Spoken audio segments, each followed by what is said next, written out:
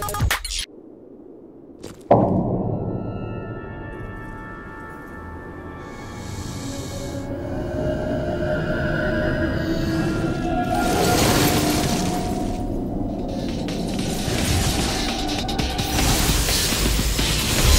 a long time coming, but it's finally here. The much anticipated Devil May Cry 4 from Capcom. The first true sequel in the Devil May Cry chronology, features all of the aspects that DMC fans have come to know and love from the series. Fast-paced action, large-scale battles, and a heavy dose of sarcasm.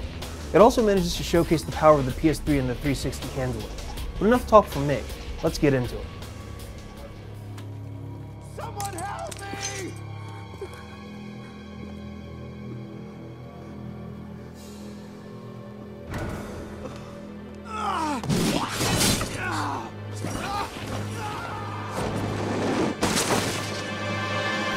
Devil May Cry 4 is set in and around the town of Fortuna, which happens to have a crowd of people that worships Sparta, Dante's father, as a god. Now, unfortunately for Nero and the people of Fortuna, Dante winds up crashing in during a religious ceremony and killing a large number of members of Nero's order. This, of course, makes Nero want to go after Dante for revenge, and sparks a story of retribution and betrayal, salvation and sacrifice across the game's 20 missions. Now, Nero is no slouch. He has access to a number of weapons and abilities. The first one, obviously, is the Red Queen, a motorcycle-handled, gas-infused sword that packs a serious punch, and the Blue Rose, which is a double-barrel pistol that he can charge up. He also has a number of acrobatic maneuvers, powerful strikes, and other moves that you can unlock and purchase as the game goes along. However, possibly the most visually striking one is the Devil Bringer arm, which gives him a strong reach which he can use to grab and throw other enemies depending upon the situation. So I'll cut to the chase.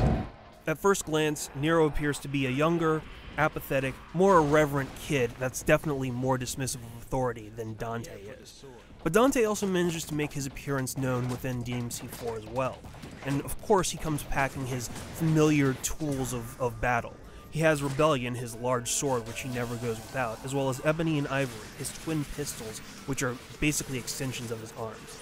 He also brings Coyote, a sawed-off shotgun which he can use and wield with deadly efficiency. Of course, the majority of his abilities come from the various styles that Dante has accessible to him, such as Trickster, which allows him to teleport and vanish behind enemies for quick strikes, Royal Guard, which allows him to block just about any incoming attack, Swordmaster, which allows him to manipulate his sword in various ways to provide better strikes, and Gunslinger, which lets him fire off his weapons much faster than he usually would. Dante in this game is definitely older, wiser, and probably a little bit more sarcastic than you've ever seen him. Glad I got your attention.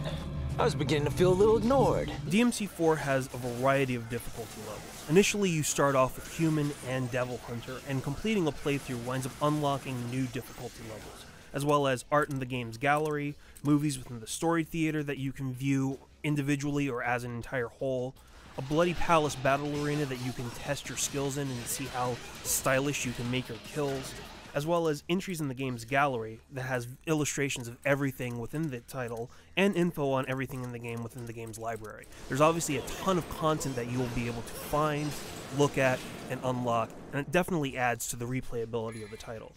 Another reason why you want to replay this game over and over again is because you can definitely farm orbs and proud souls, which you use to purchase new abilities, items, and other elements for the game.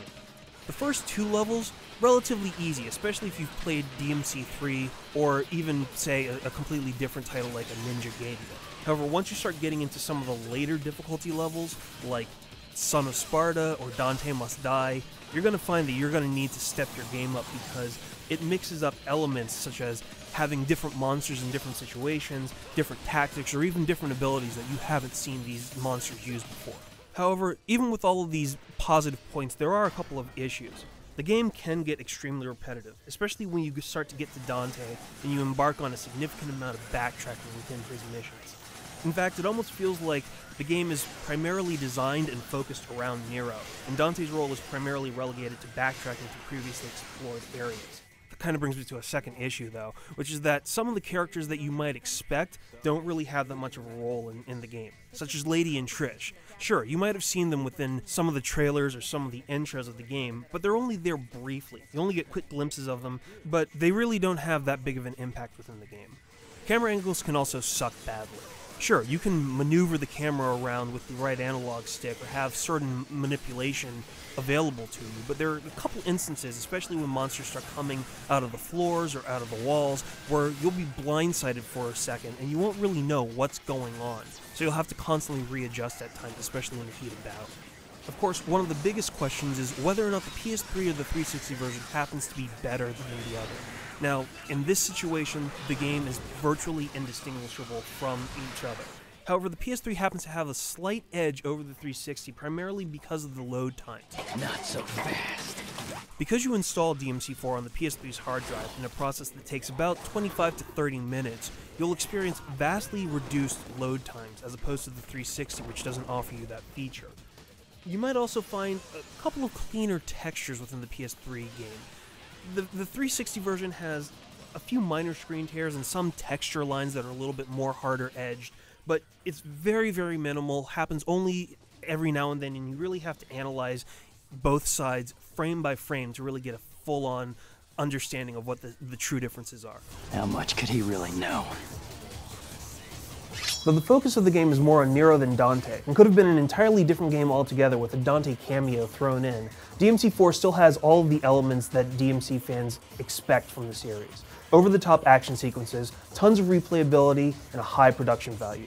Regardless of whether you own the PS3 or the 360, you're going to get an incredible gameplay experience, so you should definitely go and check it out.